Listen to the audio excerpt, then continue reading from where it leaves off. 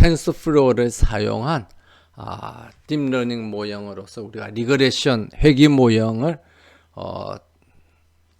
이제 만드는 과정을 이제 한번 살펴보도록 하겠습니다. 그래서 이제 우리가 만약 인공신경망이라는 것은 뭐라고 그랬죠? 이렇게 뉴런들, 그러니까 퍼셉토론이라고 그러죠. 인공 뉴런들이 여러 개 있어서 이 뉴런들을 이제 서로 연결한 것을 우리가 인공신경망이라 그랬는데, 이 중에서 가장 간단한 모형이 단층신경망이라 그래서 이제 입력청이 있고 데이터를 받아들이는 계층이 있고, 데이터를 이제 그 받아들인 결과를 와 연결돼서 그 데이터를 이제 만들어서 내보내는 계층, 이 두 개만으로 형성되어 있는 신경망을 우리가 단층 신경망이라고 그렇게 이야기를 합니다. 그래서 그럼 단층은 싱글 레이어가 하나인데 여기 레이어가 두 개이지 않느냐? 그렇게 이제 볼 수가 있습니다만은, 여기서 이제 레이어가 하나라는 거는 입력 계층이 있으면 입력 계층의 뉴런하고 그 다음에 출력 계층의 뉴런, 인공 뉴런을 우리가 퍼셉트론이라고 그렇게 이제 이야기를 합니다. 그래서 이제 퍼셉트론이라고 그러는데, 이 퍼셉트론이라는 것은 이제 다른 말로 하면 인공적인 뉴런이라는 거죠.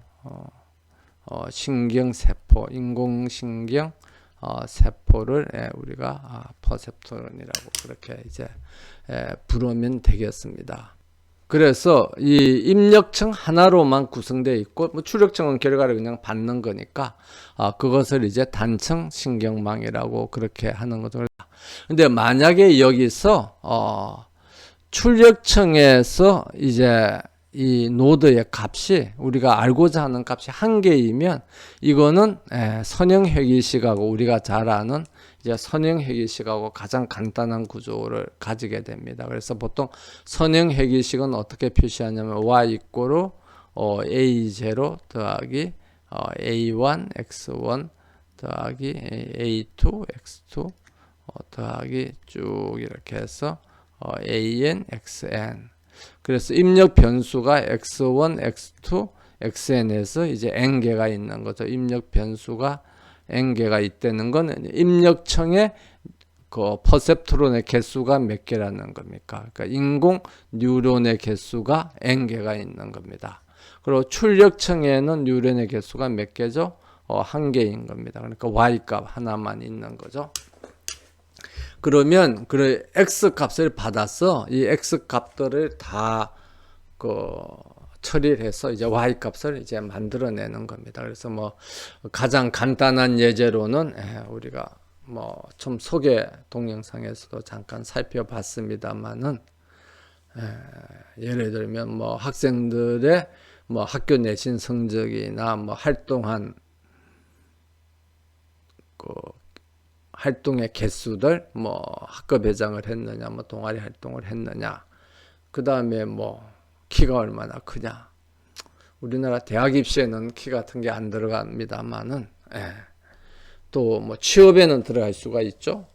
그래서 사실 미국의 재미있는 데서는 그런 이 회귀 분석도 했다고 그래요. 그래서 예를 들면 Y는 연봉이고, 그래서 연봉이 조금 전에 이야기했던 것처럼 성적이라든지 그렇게 쭉 해서 키하고 어떤 연관이 있느냐 했더만은 키가 크면 연봉을 많이 받는다, 그런 결과도 나왔다 해가지고 재미로 발표도 하고 그런 것을 읽은 기억이 납니다. 그래서 그런 이제 결과 값을 이제 보는 모형을 우리가 가장 단순한 그런 모형을 우리가 선형 회귀식이라고 그렇게 이야기를 합니다. 그러면 인공 신경망 중에서 단층 신경망은 우리가 구성하면 결국 뭐가 만들어지느냐 하면 선형 회귀식이 만들어지는 겁니다. 그래서 여기 각각에 들어오는 값이 각각의 변수 x1부터 이제 x2, xn의 값이 되는 거고, 여기서 만들어지는 값이 y가 되는 거고, 그래서 x1의 값이 y에 얼마나 영향을 미치느냐 하는 것이 이 연결선이 되겠습니다. 이제 본 실험에서 사용할 샘플 데이터를 이제 하나 만들었습니다. 그래서 그 샘플 데이터는 이제 어떻게 구성이 되어 있느냐? 그러면 여기에 보는 것처럼 그 강의 자료에 있는 것처럼 linear sample.txt 해서 x 값이 0.01부터 쭉 이렇게 해서 뭐 1.99까지 쫙 변하고, 이제 y 값은 3x 더하기 4 하면 이렇게 쭉 이렇게 변하겠죠. 쭉 변하고, 그 다음에 이제 에러 텀이 마이너스 1부터 뭐 1 사이로 이렇게 쭉 변하는 이제 그런 함수가 이제 y 값이 실제 되는 거죠. 그럼 실제 이제 y 값은 3x 더하기 4로 만들어진 값에다가 어떤 이제 에러 값을 이제 추가를 해서 만들어진 값이 이제 y 값으로 되는 이런 샘플이 있습니다. 그럼 이런 샘플 데이터를 가지고 우리가 선형 회귀식을 하면, 회귀식은 뭐가 나와야 되겠죠? 그 에러 텀이 뭐 랜덤하게 불규칙하게 변하기 때문에 회귀식은 이제 이런 회귀식이 나와야 되겠죠.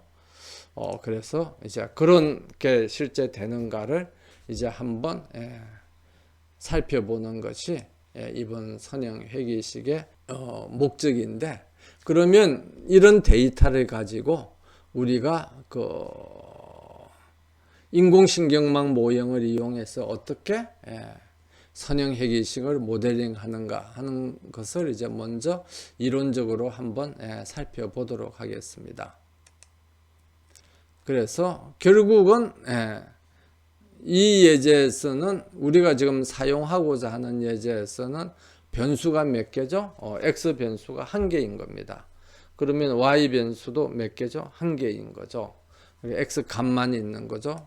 만약 이렇게 된다 그러면 여기에는 뭐 x 변수가 하나, 둘, 세 개가 되고 y 변수는 하나가 되는데, 이 예제에서는 그 x의 값이 이제 하나만 있고 y의 값이 이제 한 개만 있게 되는 거죠. 그렇게 되면 이걸 가지고 우리가 인공신경망 모형을 만들면 이제 어떻게 만들어지느냐?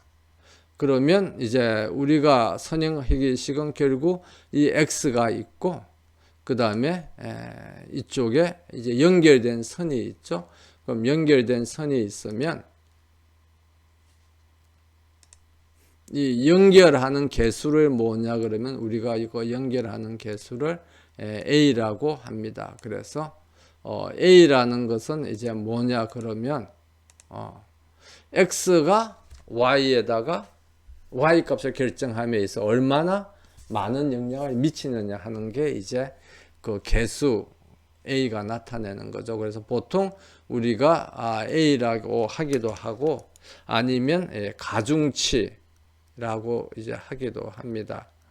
그래서 영어로는 W라고도 많이 써요. 왜 W냐 하면 weight, 가중치 해가지고 거기서 이제 W를 첫 글자를 따서 이제 W라고 하는데, 그러니까 X가 Y에다가 얼마나 많은 영향을 미치느냐는 거죠. 여기서는 이제 변수가 하나 있기 때문에 그냥 그 가중치도 하나밖에 없는데, 만약 이 앞에 모형처럼 변수가 여러 개 있다. 그렇게 되면은 가중치가 어떻게 되겠습니까? 만약 이게 이제 x1이고 이게 x2고 이게 x3다. 세 개만 있다 그러면 가중치가 w1, w2, W3 이렇게 되겠죠. 그러면 수시 면접 점수는 내신 성적은 수시 면접 점수에 얼마나 많이 영향을 미치느냐. 그래서 W1이 이제 커되는 거는 W1이 커되는 거는 영향을 많이 미친다는 거죠. 그 미치는 영향도 커되는 겁니다. 그러고 뭐 W 웨이트가 작다는 거는 영향을 별로 안 미친다는 거고, 웨이트 값이 마이너스 음수라는 것은 영향을 거꾸로 미친다는 거죠. 그렇게 이제 우리가 볼 수가 있겠습니다.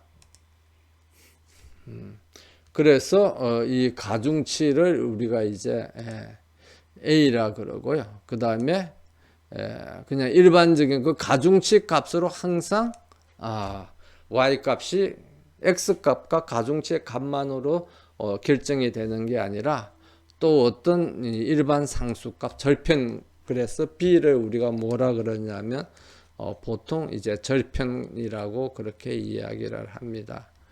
그래서 이게 왜 절편이라 그러냐 그러면 이게 X 값이 이렇게 변하고 Y 값이 변하면 가중치가 이제 A가 값이 하나 정해지면 어떻게 되죠?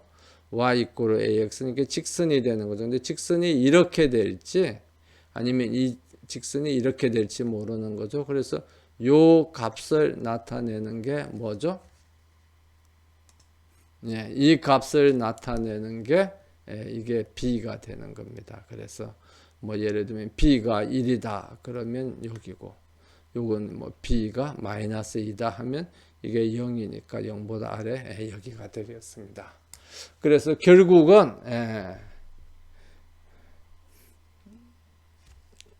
이런 이제 인공신경망 모형에서는 X 값이 주어지고 그 다음에 Y 값이 주어져 있죠. 그러니까 여기에 이제 이 X 값이 주어져 있고 Y 값이 주어져 있는데 이 X 값, Y 값을 분석해서 뭘 찾아내는 거예요. Y 값이 X 값에 대해서 어떻게 결정되느냐 하는 Y = AX 더하기 B에서 A 값하고 B 값을 찾아내는 겁니다. 그래서 Y는 4.99 얼마인데 X가 0.01이다. 그럼 그걸 입력을 해서 A 값하고 B 값이 얼마가 되겠냐 하는 것을 이제 찾아내는 것이 인공신경망 모형의 그 학습 과정이라고 우리가 그렇게 하겠습니다. 또는 이 선형 회귀식을 이제 모델링 선형 회귀식을 도출하는 과정이라고 그렇게 우리가 볼 수가 있죠. 그래서 선형 회귀식을 도출하는 과정은 이제 A하고 B를 이제 찾아내는 거고, 아니면 이걸 이제 인공신경망으로 우리가 설계를 하면 인공신경망의 학습 과정이라는 것은 Y 값이 X 값이 변함에 따라서 어떻게 그 변하는가를 이제 학습해서 그 학습의 결과 A하고 B를 찾아내는 과정이다. 우리가 그렇게 이야기를 할 수가 있겠습니다. 그러면 이런 인공신경망을 텐서플로우로 나타내려면 각각이 뭘로 표현된다 그랬죠? 행렬로 표현이 된다 그랬죠. 그러면 이제 Y는 무슨 행렬로 표현이 되느냐? 그러면 여기서 이렇게 표현이 되는 거죠. 이런 행렬로 표현이 됩니다. 그러면 이 행렬은 어떻게 돼요? 행의 개수는 샘플의 개수만큼이죠. 그럼 샘플의 개수를 우리가 모르는데 만약 m이다. 그러면 행의 개수는 m이고 열의 개수는 1개. 그래서 m/1으로 이렇게 나타낼 수가 있습니다. 그 다음에 그러면 입력 변수는 또 어떻게 되죠? 이건 x의 값인데 샘플의 개수가 m이라 그러면 입력 변수도 m/n 이렇게 이제 나타내져요. 그래서 y를 m/1 행렬로 나타내고 x도 m/1 행렬로 나타내면은 그러면 a는 어떻게 나타내지느냐 그러면 a는 하나죠. 1/1이에요. 이건 숫자 하나밖에 없으니까. 그러니까 X하고 A가 곱해져야 되는 거죠. 그러니까 매트릭스 행렬 곱셈을 하려면 앞에 있는 행렬에 있는 그 열의 수하고 뒤에 있는 행렬의 행의 수가 같아야 되는 거죠. 그래서 우리가 아까도 봤습니다만은 예를 들면 앞에 있는 행렬이 행이 3개고 열이 2개다. 그러면 행이 2개고 열이 3개다. 그럼 열이 3개잖아요. 그러면 이게 곱해지려면 뒤에 오는 행렬은 행이 몇 개가 돼야 돼요. 이렇게 3개가 돼야 됩니다. 그래야 앞에 있는 행렬의 첫 번째 행하면 이 첫 번째 행의 열의 개수만큼 원소가 있죠. 그럼 두 번째 행렬의 첫 번째 열 하면 이게 여기에 행의 개수만큼 행렬이 있잖아요. 그럼 요거하고 요게 같아야 되는 거죠. 그래서 이 앞에 있는 행렬의 요 1이랑 요 1이 서로 같아야 되는 겁니다. 그럼 이렇게 하기 위해서는 x가 먼저고 y는 ax 더하기 b가 아니라 x 곱하기 a 더하기 이제 b 하면 b는 값이 하나입니다만은 그 행렬 계산에서 덧셈을 하면 덧셈이나 또는 그냥 일반 곱하기 원소들끼리의 곱하기를 하면 어떻게 해준다 그랬죠? 이 b 상수를 더해지거나 빼지거나 곱해지는 대상 행렬의 그 차원 행의 수와 열의 수만큼 확장을 해준다 그랬죠. 그러니까 b는 아무 상관이 없습니다. 그러면 이제 이렇게 표시가 되는 거죠. 그런데 이제 보면 이게 x가 앞에 와 있잖아요. 그러면 이게 좀 이상하다. 그래서 만약에 x를 뒤에 놓고 a를 앞에 놓으려고 그러면 a는 행이나 열이 1이죠. 그러면 입력값을 어떻게 계산을 해야 돼요? 입력값을 요 왼쪽에 왼편에 있는 것처럼 이 샘플의 행의 개수가 샘플의 개수 m이고 열의 개수가 1로 봤는데 그게 아니라 이 행렬을 어떻게 해야 되는 거죠? 행의 개수가 1이고 열의 개수가 샘플의 개수 m으로 표시를 해야 되는 겁니다. 그래서 다만 이게 뭐가 되는 거죠? 밑에 있는 것처럼 m by 1 행렬로 표시하려면 우리가 그냥 통상 보는 형식 그 모양대로 샘플 데이터를 이렇게 배열을 하면 되고 1 by m 행렬처럼 표시하려면 이렇게 표시하면 안 되고 어떻게 해야 되는 거죠? 그 샘플을 옆으로 이렇게 돌려 놓으면 이렇게 m의 개수만큼 순차적으로 이렇게 데이터가 이렇게 쭉 들어온다. 아니면 여기서는 샘플이 이렇게 쭉 있는다 하는 이렇게 있는데 그런 식으로 이제 해석을 하면 됩니다. 그럼 이렇게 해석하면 이제 이 행렬식을 y 이꼬르 ax 더하기 b 이렇게 이제 표시를 할 수가 있습니다. 그래서 여기서 ax라는 거는 뭐냐 그러면 행렬 a하고 행렬 x를 매트릭스 멀티플리케이션을 하는 거죠. 텐서플로우에서 그렇게 하는 겁니다. 그 다음에 그 결과에 대해서 이제 b라는 값을 이제 더해주면 그러면 결국 이렇게 계산식은 어떻게 되는 거죠? 계산식은 x라는 행렬을 받아들였고 그 다음에 y라는 또 행렬이 있고 그 다음에 a하고 b라는 이런 이 변수들이 있다.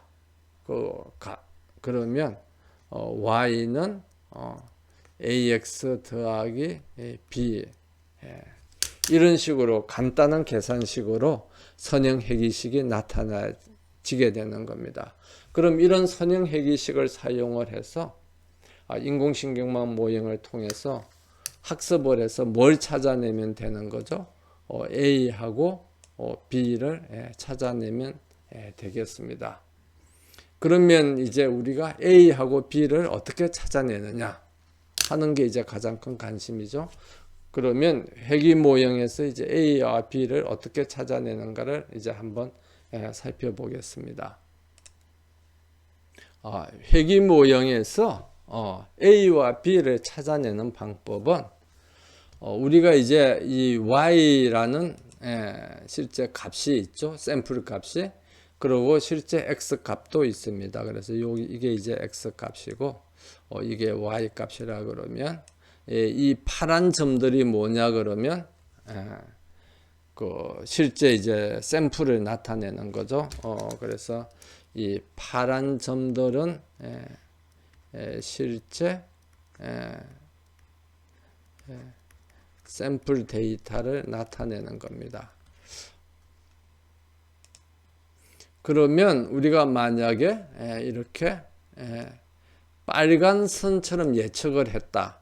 이렇게 예측을 했다는 거는 이제 식이 정해진 거죠. 그래서 y 이꼬르 뭐 ax 더하기 b에서 뭐 ax 더하기 b든 아니면 그 샘플과 x와 y의 행렬을 어떻게 표시하느냐에 따라서 xa 더하기 b가 되든 그건 이제 뭐 행렬을 1 by m 그러니까 행이 하나고 열이 m 개인 행렬을 표시하든지 또는 m by 1 행이 m 개고 열이 하나인 행렬을 표시하는가에 따라서 달라지는 건데 거기에 맞게 이제 이렇게 표시를 했으면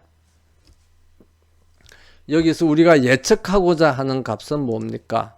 A하고 B를 이제 결정을 하는 거죠. 그럼 A하고 B를 어떻게 결정을 하느냐 하는 방법이 민 스퀘어 에러를 최소화하는 겁니다. 그래서 민 스퀘어 에러를 이제 최소화하는 건데 그럼 민 스퀘어 에러라는 건 뭐냐 그러면 여기에 이 파란 값이 있는데 우리가 예측한 값은 요 선상에 있는 이 값이죠. 예를 들면 여기에 예를 들면 1.9다. x가 1.9다. 그러면 실제 값은 요 파란 값입니다. 이 파란 값인데 예측한 값은 요 선상에 있는 값이죠. 그러면 실제 값하고 예측 값하고의 차이가 생깁니다. 이 차이가 뭐죠? 이게 에러예요. 그래서 이 에러를 오류를 식으로 나타내면 y 값하고 y 예측치 뭐 예를 들면 y 예측값을 y estimated다. 이렇게 하면 그 사이에 절대값이 이제 그 에러가 되는 거죠. 그러니까 밑으로 있어도 오류가 있고 그 다음에 위로 가도 실제값이 위에 있어도 이제 이렇게 오류가 있는 거죠. 이렇게 오류가 있는 겁니다. 그러면 이것을 앞에다가 그 에러를 어떻게 해서 스퀘어를 한다 그래요. 곱셈을 해요. 그럼 곱셈을 하면은 아까 우리가 절대값을 세우는데 절대값에 신경 쓸 필요가 없죠. 마이너스라도 마이너스 두 개를 곱하면 플러스가 되니까. 그래서 이제 이것을 제곱을 해서 그 다음에 전부 다 합칩니다. 여기서 샘플에 맞게. 그래서 뭐 샘플이 몇 개인가에 상관없이 이렇게 전부 다 합쳐가지고 이것을 다 합산을 낸 게 sum of square error MS이고 mean square error는 이게 샘플이 n이죠. 그러면 이것을 샘플의 개수만큼 나눈 게 mean square error인 겁니다. 그러면 어떤 회기식이 가장 좋은 식이죠? 이 빨간 회기식이 좋은 회기식인지 아니면 예를 들면 뭐 이 보랏빛 회기식이 좋은 식인지 어느 식이도 이 보랏빛 회기식은 또 다른 A와 B 값을 가지겠죠. 이 보랏빛 회기식은 예를 들어서 A 뭐 스타 X 더하기 B 스타. 그러면 A 스타 값, B 스타 값을 사용하는 해기식이 좋은 건지 아니면 A와 B를 사용하는 해기식이 좋은 건지 우리는 모르잖아요. 그러면 예를 들어서 뭐 다시 이 빨간 해기식은 아까 우리가 했던 것처럼 A가 3이고 3x 더하기 4라 그러고 그 다음에 보랏빛은 3보다는 경사도가 더 크니까 예를 들면 뭐 6x 빼기 저 아래에 갔으니까 뭐 10. 그럼 이 두 해기식 중에서 어떤 해기식이 더 좋은 것이냐 하는 것은 이 각각의 모든 점에다 해서 이 오차를 다 계산을 해요. 그 오차의 제곱을 다 계산해서 그걸 다 더해 가지고 그 다음에 그것을 뭐 n에 대해서 평균에 나누든 안 나누든 사실 큰 상관은 없죠. 우리가 어느 게 더 크냐는 것만 계산을 하면 되니까. 그런데 이제 일반적으로는 평균을 나눕니다. 그래서 평균값, 평균 그 오차 자승 값의 평균 민 스퀘어 에러를 이제 최소화하는 식이 제일 좋은 거라는 거죠. 그러니까 다른 말로 하면은 요 점들하고 이 선하고 떨어져 있는 거리, 그러니까 오차의 제곱이 가장 작도록 하는 그런 이제 선을 예측하는 게 우리가 말하는 선형 회기식인 겁니다. 그럼 이제 그럼 우리가 계산을 뭘 해야 되는 거죠? 이 오차의 제곱을 또 계산을 해야 되겠죠. 아까 했던 것처럼 우리가 y만 계산을 하면 되는 게 아니라, 그러니까 y는 ax 아니면 뭐 거꾸로 하면 xa 더하기 b를 계산을 하고, 이걸 이제 예를 들면 y 예측치 y estimated는 이렇게 되는 거죠. 아니면 뭐 또는 이제 많은 경우에는 뭐 우리가 영어로 쓰면 이렇게 쓰는데 식으로 쓸 때는 이제 y 또 hat 뭐 이런 말을 많이 씁니다. 이 계산을 해야 되고 그 다음에 y하고 y hat의 제곱을 해서 이걸 다 합산을 내서 평균을 한 거, 이것을 예를 들어서 에라다. 아니면 이 보통은 이제 코스트라는 말을 많이 씁니다. 그래서 예측 모형에서는 우리가 예측할 때 예측 비용이 얼마나 크냐. 오차가 클수록 비용이 많이 발생하는 거죠. 거기에 따라서 지불해야 될 비용이 커지는 겁니다. 그래서 이 코스트를 계산을 하고 이 두 개를 계산을 해서 이 코스트를 최소화하는 그런 이제 모형을 이것을 최소화하는 그런 모형을 만들면 되겠습니다.